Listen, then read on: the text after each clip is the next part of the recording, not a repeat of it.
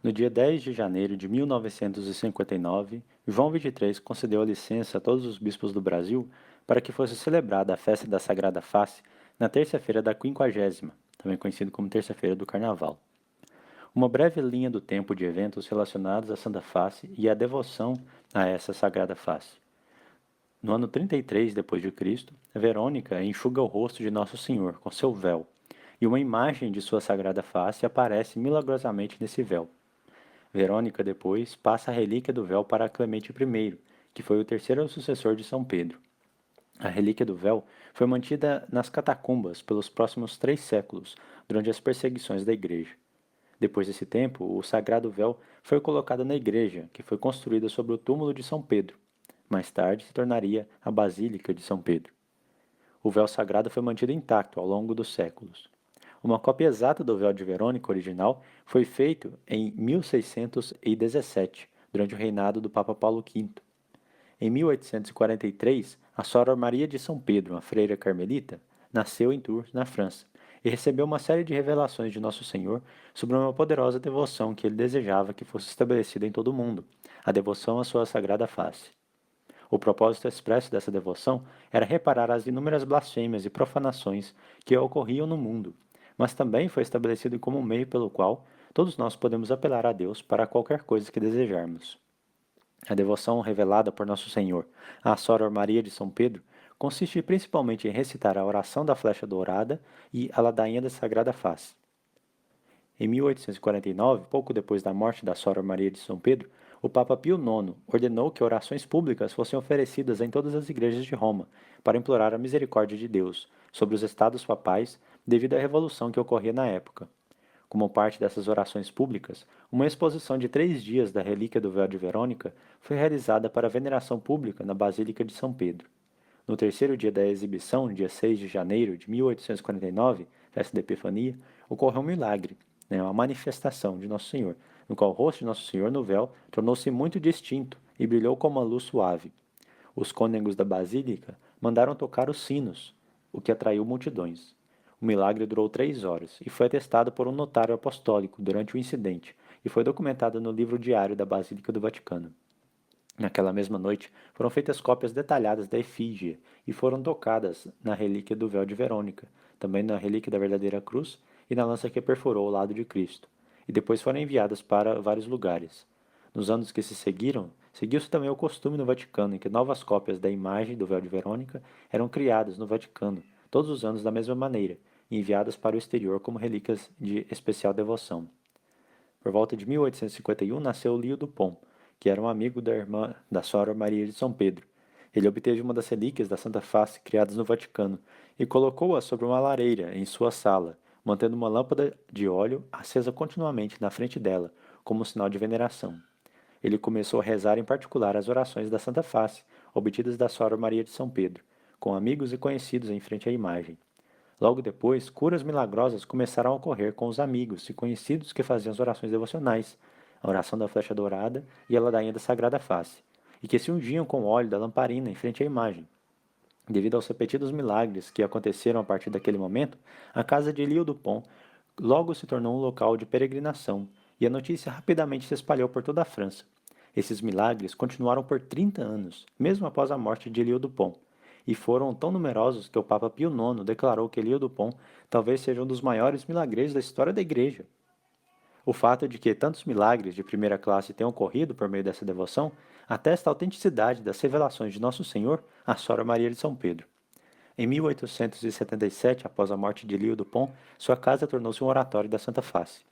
Em 1885, enquanto a devoção à Sagrada Face sempre existiu de uma forma ou de outra, essas revelações e ocorrências milagrosas levam a que essa devoção especial seja estabelecida pelo Papa Leão XIII como uma arquiconfraria, e, contrariamente ao costume, ele imediatamente a estabeleceu para o mundo inteiro.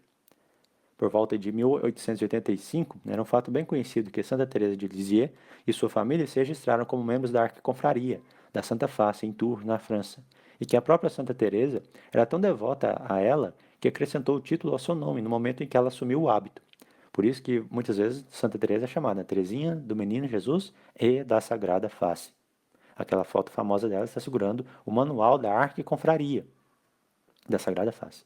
Em 1910, né, o Papa São Pio X aprova a festa da imagem da Sagrada Face, dia 27 de abril, com o rito duplex maius, na terça-feira, na féria tertia, após o domingo da quinquagésima, terça-feira de carnaval, né, para, naquele momento, apenas uma diocese de Cambrai, na França.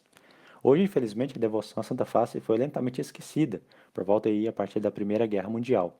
Nas revelações à Senhora Maria de São Pedro, Nosso Senhor foi muito específico ao afirmar a extrema importância dessa devoção para reparar a Deus, para conter a justiça divina durante os males de todos os dias e para obter a resolução de todos os problemas de nossas famílias. Várias são as promessas que Nosso Senhor fez em favor de todos aqueles que honrarem a sua santa face. Por exemplo, Nosso Senhor disse a Santa Gertrudes: eles, os devotos da Santa Face, receberão em si mesmos, pela impressão de minha humanidade, uma brilhante irradiação da minha divindade, e serão tão iluminados por ela em suas próprias almas, que, por sua semelhança com a minha face, brilharão com um esplendor que superará o de muitos outros na vida eterna.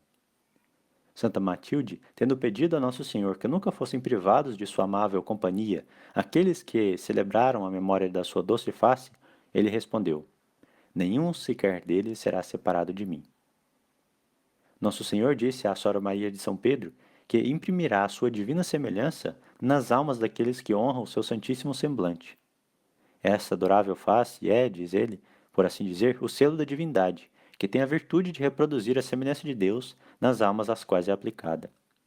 Nosso Senhor também disse, a Senhora Maria de São Pedro, por minha santa face operarás milagres. Por minha santa face obterás a conversão de muitos pecadores. Nada que pedires, ao fazer essa oferta, ser-lhe-á recusado, se soubesses quão agradável é a visão de minha face para o meu Pai. Como em um reino podes obter tudo o que desejas, como uma moeda marcada com a efígie do príncipe, também no reino dos céus obterás tudo o que desejas, com a preciosa moeda da minha santa humanidade, que é o meu adorável semblante. Todos aqueles que honrarem minha santa face, com espírito de reparação, realizarão assim o ofício da piedosa Verônica. Conforme o cuidado que tiveres em fazer reparação à minha face desfigurada por blasfêmias, eu cuidarei da tua face desfigurada pelo pecado. Eu reimprimirei nela a minha imagem, e torná-la-ei tão bela quanto era ao deixar a pia batismal. Nosso Senhor prometeu-me, reiterou a Senhora Maria de São Pedro, para todos aqueles que defenderem a sua causa nessa obra de reparação, por palavras, orações ou por escritos, que ele os defenderá perante seu Pai, em sua morte. Ele purificará suas almas, apagando todas as manchas do pecado, e restaurará neles a beleza primitiva. Existem também, no manual da Arquiconfraria, piedosas reflexões sobre a Santa Face, que foram retiradas dos escritos da Senhora Maria de São Pedro. Por exemplo, a respeito da Santa Face, da ligação da Santa Face com o Santíssimo Nome de Jesus. Porque você pode ler ou rezar a oração da flecha dourada, ela vai reparar o Santíssimo Nome de Jesus. Como assim uma reparação à Sagrada Face, na verdade, se refere ao nome de Jesus, né?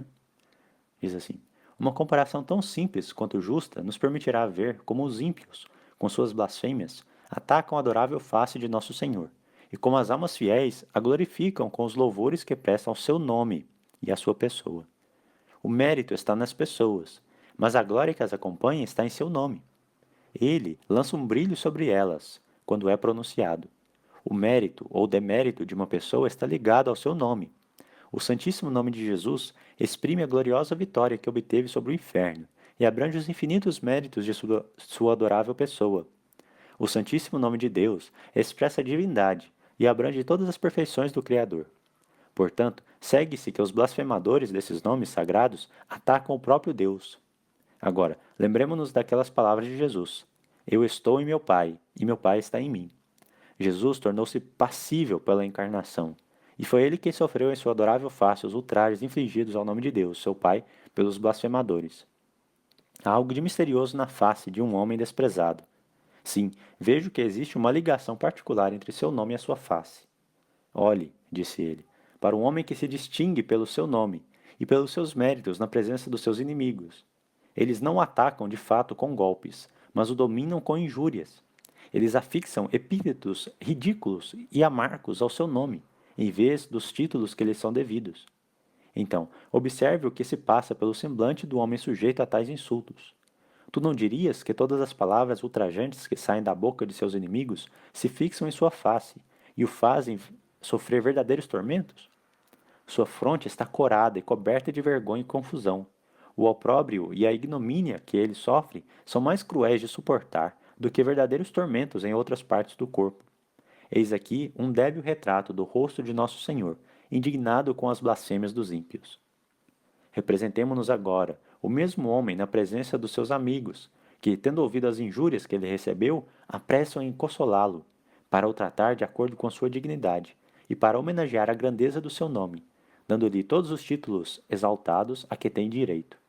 Então vês que o rosto do homem reflete o gozo que esses elogios lhe proporcionam. A glória repousa sobre sua fronte, e descendo por sua face, a torna resplandecente. A alegria brilha em seus olhos, há um sorriso em seus lábios. Em uma palavra, seus amigos fiéis curaram as feridas dolorosas infligidas em sua face ultrajada por seus inimigos. A glória excedeu o opróbrio. Vede, pois, o que os amigos de Jesus realizam com a obra reparadora. A glória que dão ao seu nome repousa sobre a sua augusta fronte e alegra de modo muito especial a sua santíssima face no Santíssimo Sacramento do altar. Essa obra tem como objetivo principal a reparação das blasfêmias e a reparação do dia santo do domingo, profanado pelo trabalho secular. Em consequência, engloba a reparação dos ultrajes infligidos a Deus e a santificação de seu nome.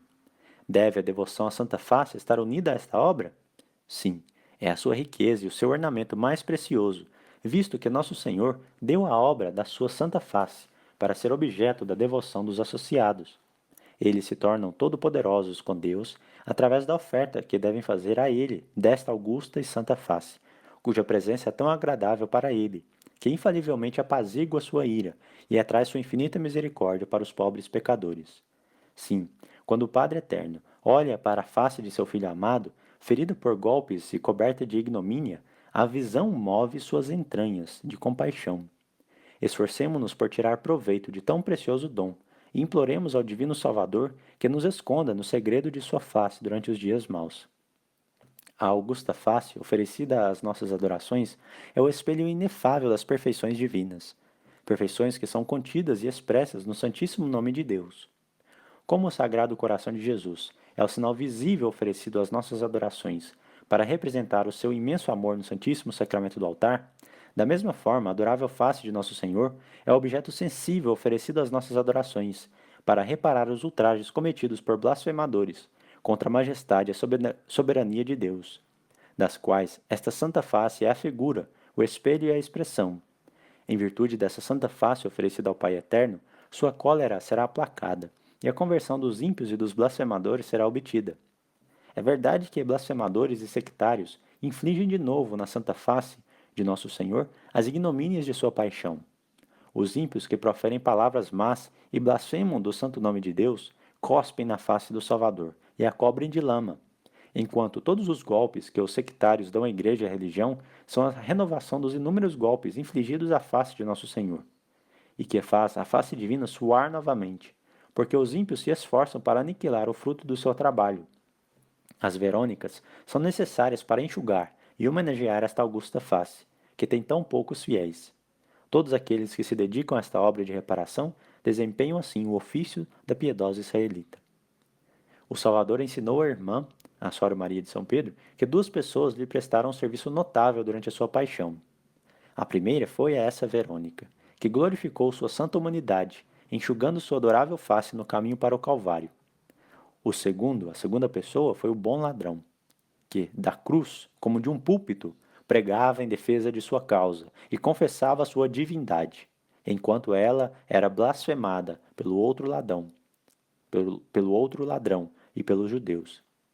Nosso Senhor fez-me entender que haveriam de ser nossos modelos e protetores duas pessoas, uma das quais era Verônica, assim disse a Sra. Maria de São Pedro, o modelo das pessoas do seu sexo, que não tem a missão de defender a sua causa em público com a sua voz, mas a quem cabe enxugar a sua santa face com orações, louvores e adorações. A outra pessoa foi o bom ladrão, modelo especial dos homens e dos ministros da igreja, que são chamados na obra de reparação a defender publicamente a honra de Deus e a proclamar a sua glória perante a face dos que a ultrajam. Portanto, como recompensa, o Salvador deu a Santa Verônica seu adorável retrato e concedeu ao bom ladrão uma entrada imediata no seu reino celestial. Nosso Senhor prometeu a Soror não se mostrar menos magnífico para com aqueles que, com suas orações, suas adorações e seus escritos, defendessem com ousadia sua causa perante os homens, sem temer sua vontade maligna ou o seu poder. Há homens na terra que possuem a arte de restaurar os corpos, mas só nosso Senhor pode ser chamado de restaurador de almas à imagem de Deus. Esta é, pois, a graça que o Divino Mestre promete conceder a quantos se dispuserem a prestar à sua adorável face a honra e a adoração que ela merece, com a intenção de reparar, por esta homenagem, o opróbrio que recebe de blasfemadores. Vemos no apóstolo São Pedro um exemplo da virtude da Santa Face. O apóstolo, por seu pecado, apagou a imagem de Deus em sua alma.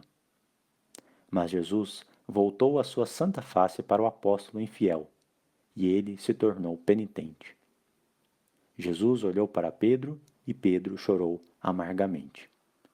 Lucas capítulo 22. A face adorável é, por assim dizer, o selo da divindade, que tem o poder de reimprimir a imagem de Deus nas almas às quais é aplicada.